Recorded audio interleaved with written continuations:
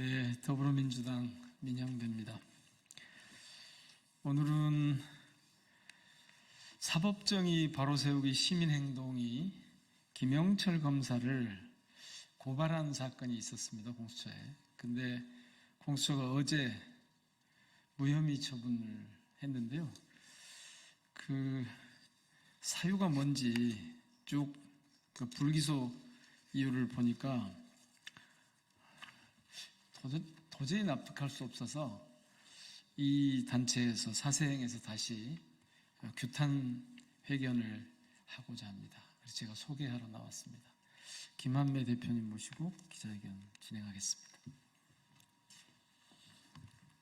안녕하십니까. 대한민국을 더욱 정의롭고 민주적인 사회를 만들기 위해서 검찰 사법개혁 분야에서 앞장서고 있는 시민단체 사법정의 바로 세우기 시민행동 상임대표 김한매입니다. 의원님께서 소개하셨듯이 저희 단체에서 김영철 검사에 대해서 법정 진술을 사전에 연습시키는 등 검찰이 원하는 방향으로 수사 결과를 도출하기 위해서 장시호에게 그러한 잘못된 그런 검찰권의 남용에 대해서 저희가 세 차례에 걸쳐서 고발을 한 바 있습니다. 지난 5월에.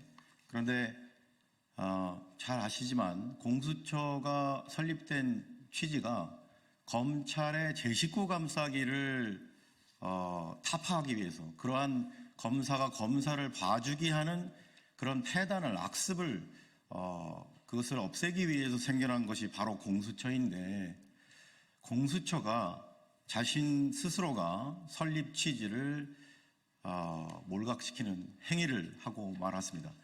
검사의 비리 범죄 혐의에 대해서 고발한 사건에 대해서 검찰 스스로가 제19 감싸기 하는 것을 공수처가 반복하는 그러한 일이 벌어졌습니다.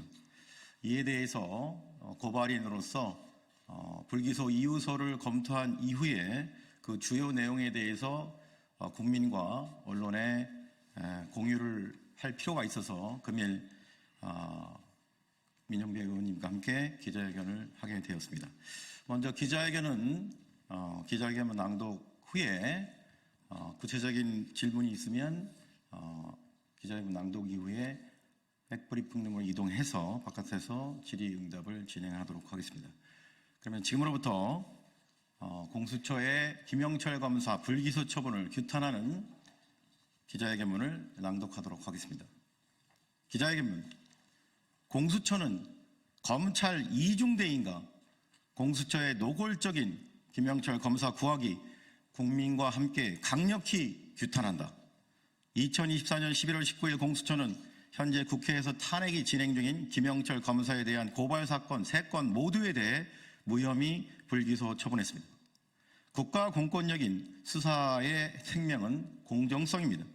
그런데 다음에 3가지 점에서 공수처의 김영철 검사에 대한 수사는 수사의 기본 원칙을 지키지 않았습니다. 첫째, 공수처는 이 사건의 피고발인인 김영철 검사에 대한 소환조사나 장시호와의 휴대폰 통화, 카톡, 텔레그램 등 기본적인 증거조사조차 시행하지 않았습니다. 김영철 검사에 대해서는 서면조사만 시행하고 모든 피의자에 대해 통상적으로 실시하는 소환조사조차 실시하지 않았습니다.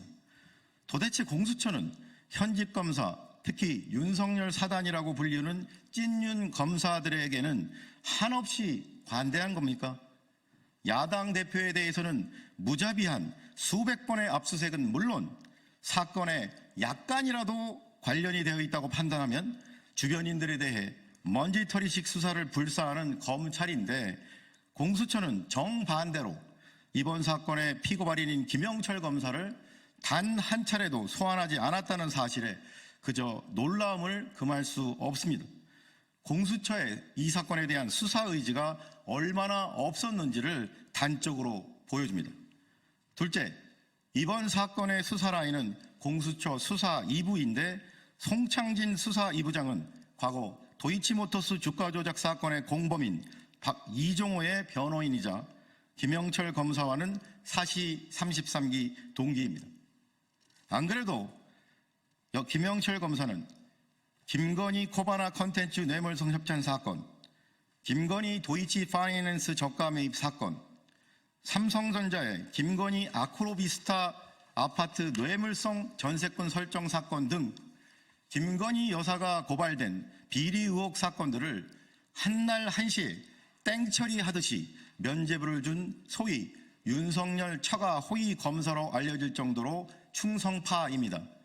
그런 김영철 검사를 도이치모터스 사건의 공범 이종호의 변호인이었던 송창진 부장검사가 자신의 사직 선물 개념으로 자신의 사시동기인 김영철에게 무혐의 불기소를 하고 공수처를 떠난 겁니까?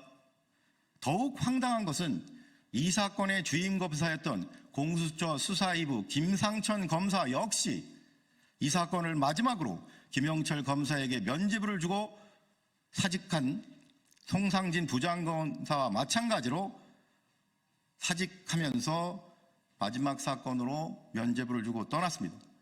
공수처의 이 사건 불기소의 책임을 퇴직하는 부장검사와 주임검사에게 전가하려는 것이 아닌지 이러한 비겁한 공수처의 행태에 대해 국민과 함께 분노합니다. 마지막으로 공수처의 김영철 검사에 대한 불기소 이유서는 마치 김영철 검사만을 위한 변론 요지서와 같습니다. 김영철과 장시호 간의 부적절한 소통을 입증하는 어떠한 형태의 통신 증거 하나도 확보하지 않은 채 오로지 김영철 검사의 일방적인 변명과 1000개가 넘는 장시호와 지인 간의 통화 녹취가 전부 거짓말이라는 논리로 김영철 검사에게 면죄부를 주고 말았습니다.